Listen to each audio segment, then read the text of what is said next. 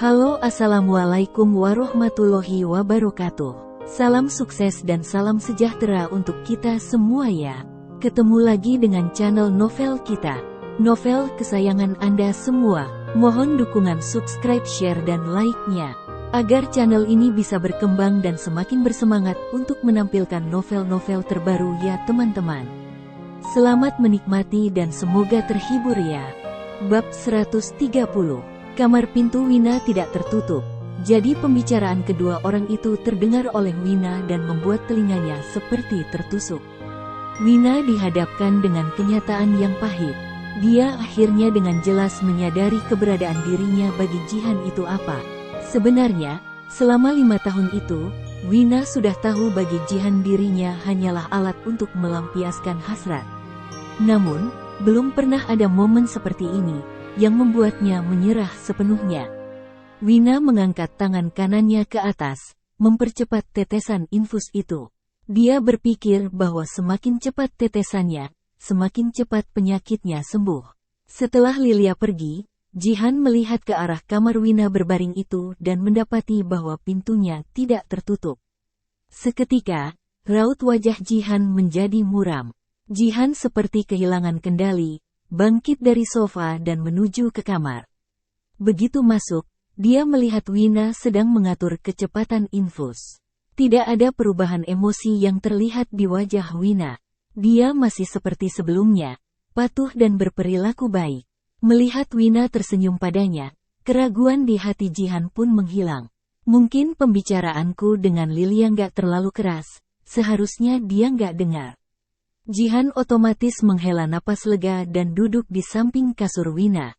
Sudah merasa lebih baik, ya? Jawab Wina sambil mengangguk, seolah tidak terjadi apa-apa. Kemudian, mereka berdua hanya berdiam. Keheningan membuat suasana di antara keduanya sedikit canggung. Melihat Jihan tidak ada niat untuk, Wina pun bertanya, "Pak Jihan, bisa bantu aku carikan tasku?" Tas Wina masih tertinggal di ruang perjamuan di Hotel Arya. Selain ponsel, masih ada barang-barang lain di dalamnya. Wina takut Sarah akan cemas jika tidak bisa dihubungi. Jadi Wina hanya bisa minta bantuan Jihan untuk menemukan tasnya terlebih dahulu. Panggilan, Pak Jihan, membuat Jihan merasa sedikit tidak nyaman. Meskipun Wina pernah memanggilnya seperti itu sebelumnya, Jihan tidak merasa seperti orang asing.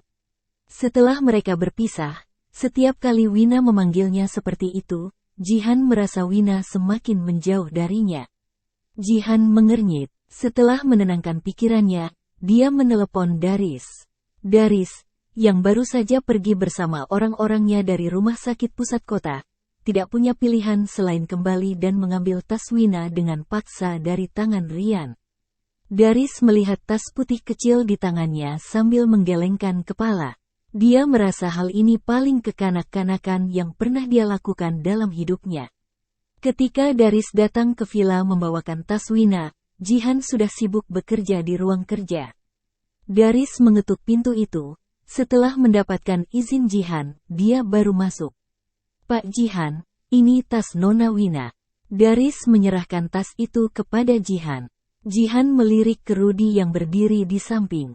"Berikan padanya." "Baik." Rudy pun mengambil tas itu dari Daris dan berjalan keluar. Setelah Rudy menutup pintu, Daris mulai melaporkan situasi terkini kepada Jihan.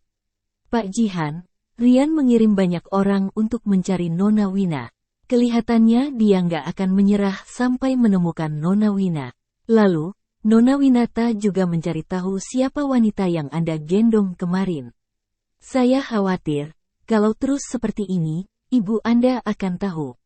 Menyebut Ibu Jihan saja sudah membuat Daris berkeringat dingin, apalagi apa yang akan terjadi jika Ibu Jihan mengetahui hal ini. Masalah Winata biarkan Lilia yang urus. Sedangkan Rian, tatapan dingin tiba-tiba muncul di mata Jihan. Orang itu seperti sebuah tabu. Hanya menyebut namanya saja sudah membuat Jihan merasa sangat tidak nyaman. Biarkan saja dia mencari. Jika Rian bisa menemukan Wina, itu hanya menunjukkan kemampuannya. Namun, bisa bertemu Wina atau tidak, ini sudah bukan tergantung padanya. Bab 131. Daris melirik Jihan.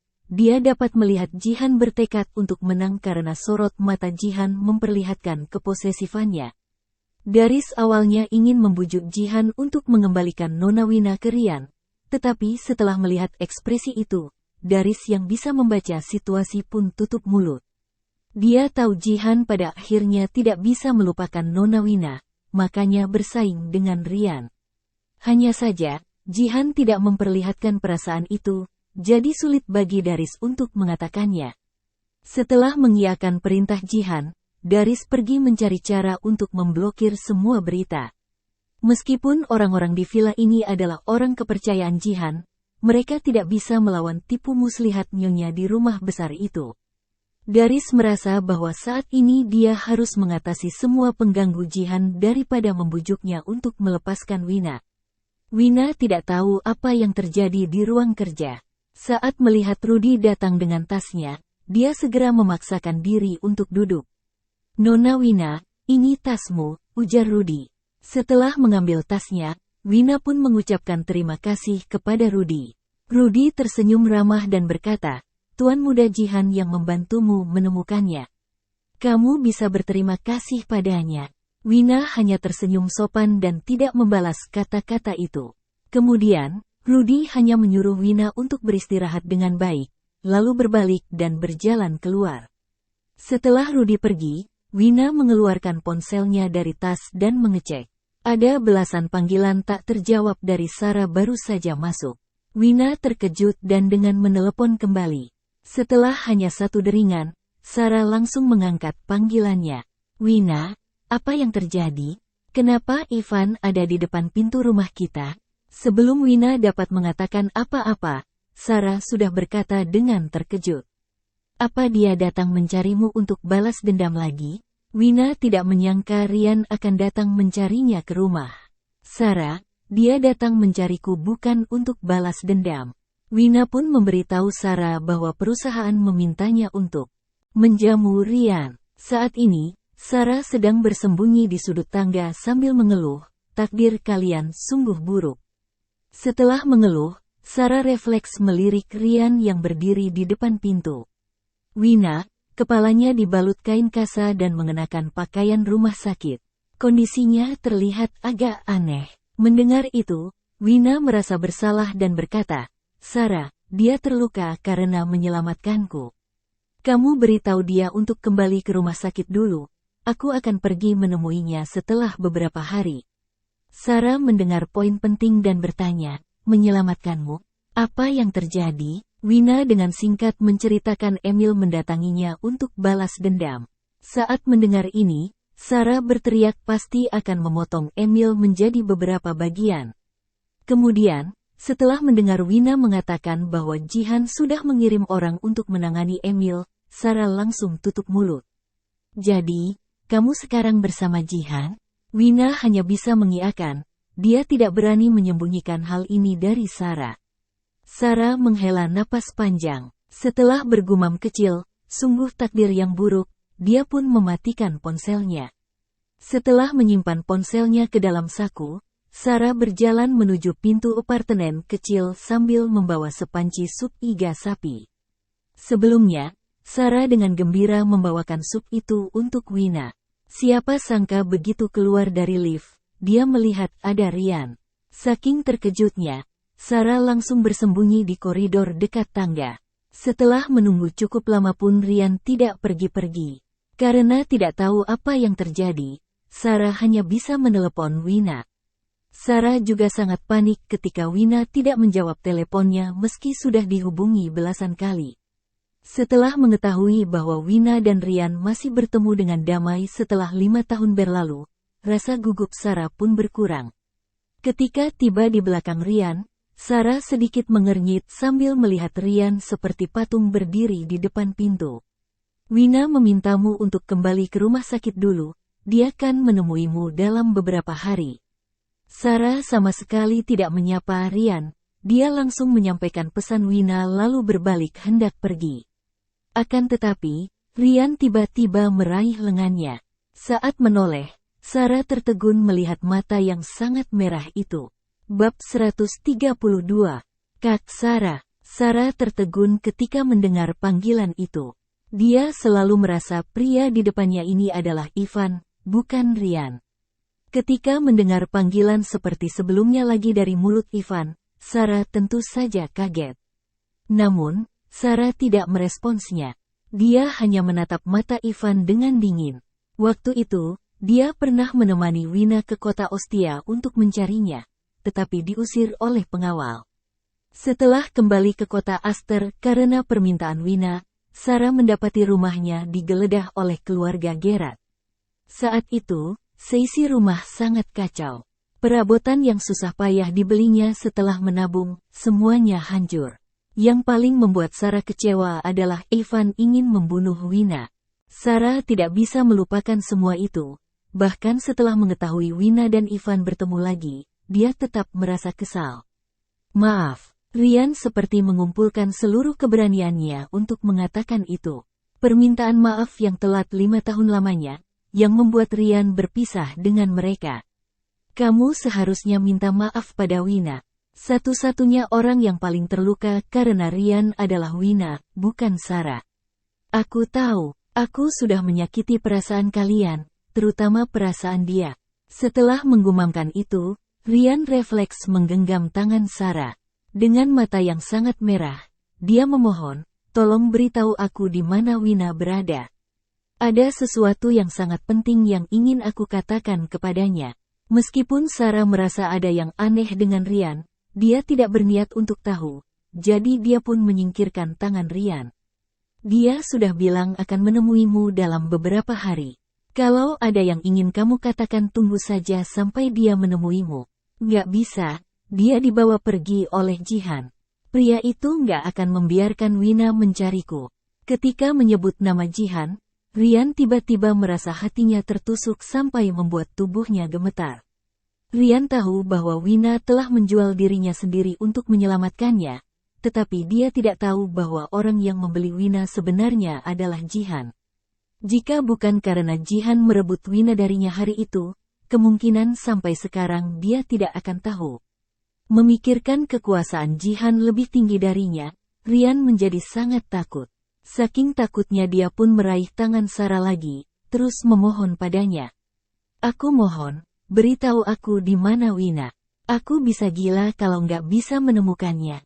Saat melihat Ivan yang hampir gila itu, Sarah tiba-tiba teringat kondisi Ryan setelah kecelakaan mobil dan mengetahui Wina menjual dirinya. Sikap Ivan berubah dari yang biasanya sangat lembut menjadi emosional. Dia memarahi sambil mencium Wina dengan kuat. Sama sekali tidak seperti orang normal. Ekspresi Ryan sekarang tidak jauh beda. Matanya merah dan tampak paranoid. Hal ini membuat Sarah merasa sedikit kasihan. Sarah pun bertanya, kalau Wina begitu penting bagimu, kenapa kamu ingin membunuhnya 5 tahun lalu? Ryan tiba-tiba tertegun di tempat. Apa maksudnya? Aku membunuhnya? Melihat Ryan tidak berani mengakui perbuatannya, Sarah pun menarik rasa kasihannya. 5 tahun lalu, terakhir kali Wina mencarimu di rumah keluarga Gerard, kamu menendangnya dengan kuat 2 kali. Kamu menendangnya tepat di bagian jantungnya. Kalau bukan ada pejalan kaki lewat, Wina mungkin mati di pinggir jalan. Jangan bilang kamu nggak tahu hal ini, seru Sarah. Pantas saja Wina nggak pernah datang lagi sejak saat itu. Ternyata, aku menendangnya hampir tewas. Ryan tersenyum pahit dan putus asa. Hatinya terasa semakin sakit. Dia perlahan melepaskan tangan Sarah, berpegangan pada kusen pintu, lalu berjongkok. Rasa sakit itu membuat sekujur tubuhnya berkeringat dingin. Melihat kondisi Ryan seperti itu, Sarah mengernyit dan berkata dengan ketus, jangan bilang kamu berniat menunggu di sini sampai dia kembali. Ryan kelihatannya tidak punya kekuatan untuk berbicara, jadi hanya mengangguk kecil. Sarah tahu bahwa Ryan keras kepala sejak kecil, jadi tidak ada gunanya membujuknya pergi. Sarah pun memutuskan untuk mengatakan kenyataan yang kejam kepadanya. Setiap kali Wina dibawa pergi oleh Jihan, setelah 2 atau 3 hari dia baru akan kembali.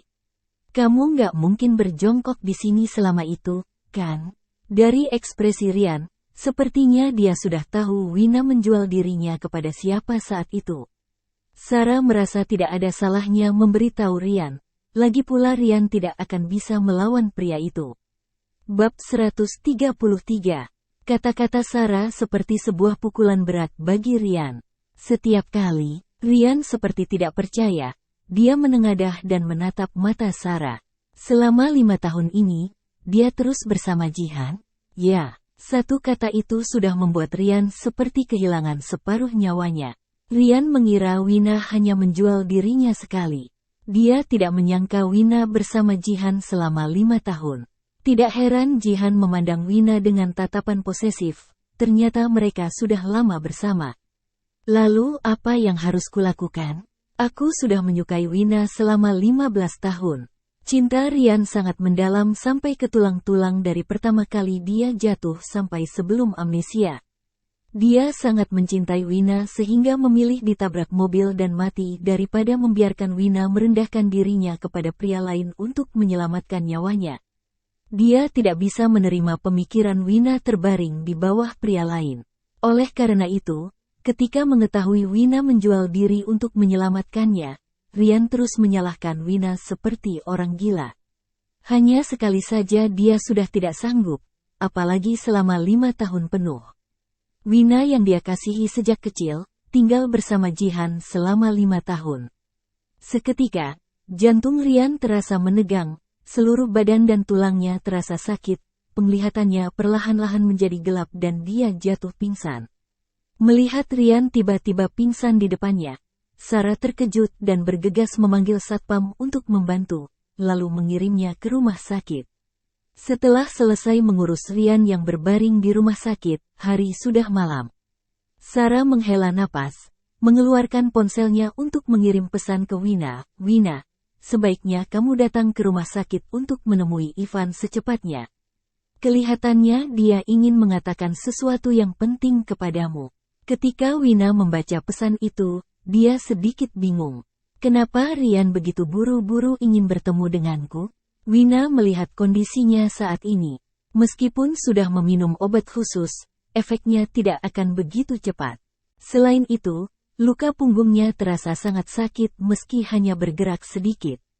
Jadi, dia tidak bisa pergi meski menginginkannya. Setelah berpikir sejenak, Wina membalas, "Aku akan berusaha pergi secepat mungkin."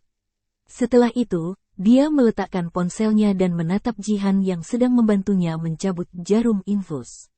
Wina baru selesai semua infusnya pada malam hari. Di tengah-tengah, Jihan yang menggantikan botol infusnya, memberinya makan dan minum. Sebenarnya hal semacam itu bisa dilakukan oleh para pelayan, tetapi dia memilih merawat Wina secara pribadi. Wina menatap Jihan yang sangat sibuk itu dan merasa bahwa semua yang Jihan lakukan hanya agar dirinya cepat sembuh. Dengan begitu, dirinya bisa membantu Jihan memenuhi kebutuhan fisiologisnya. Memikirkan hal ini, Wina merasa dirinya bukanlah siapa-siapa. Hal ini juga membuatnya mengabaikan Jihan menderita misofobia yang parah.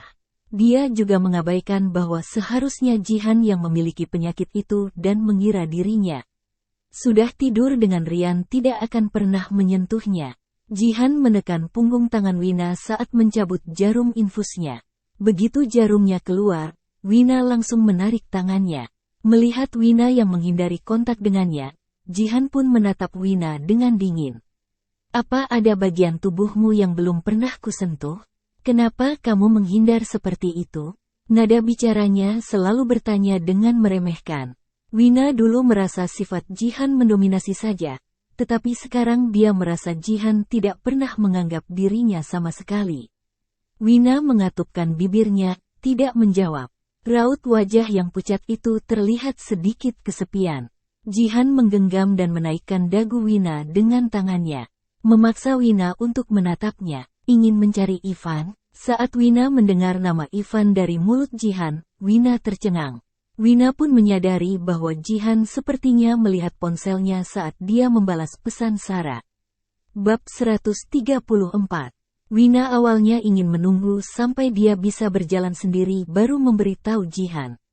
Namun, karena Jihan bertanya dahulu, Wina merasa ini adalah kesempatan bagus.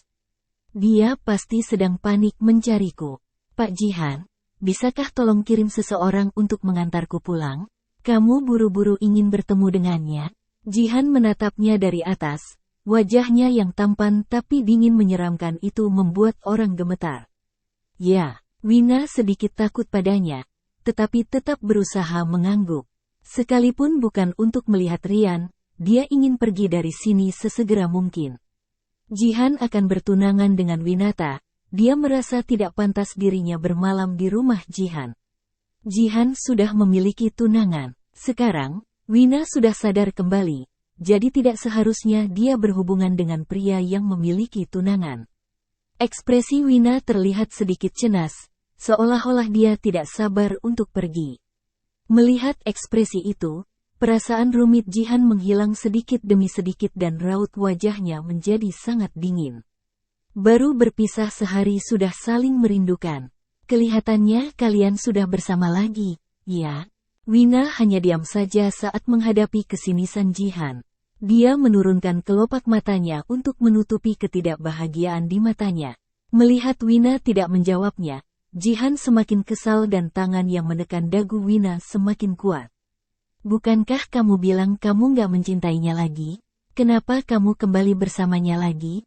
Wina menahan rasa sakit di rahangnya dan tersenyum pada Jihan.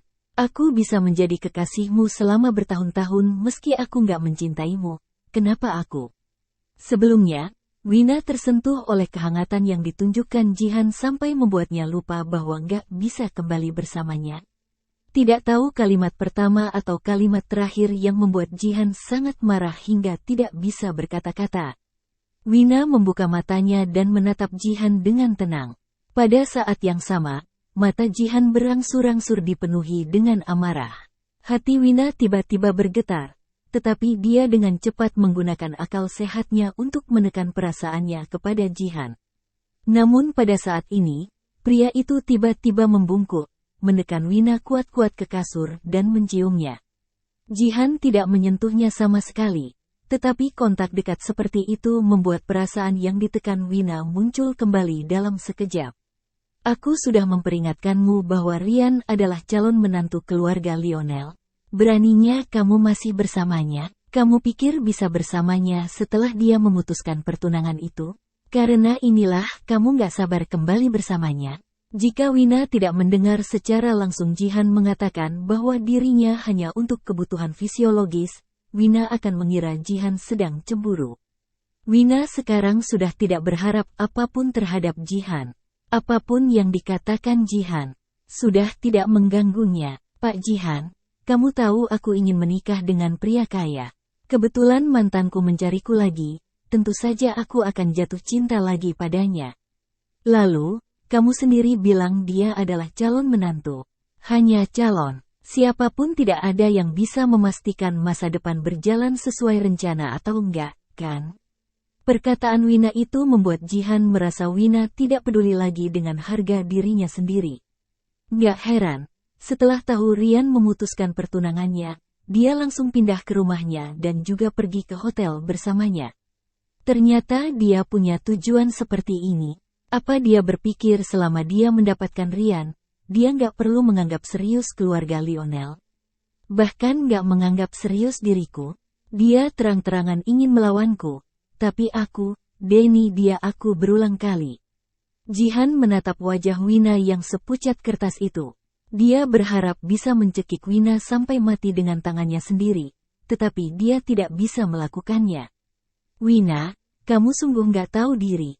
Setelah terdiam cukup lama, Jihan mengatakan itu, berbalik pergi dan membanting pintu saat keluar.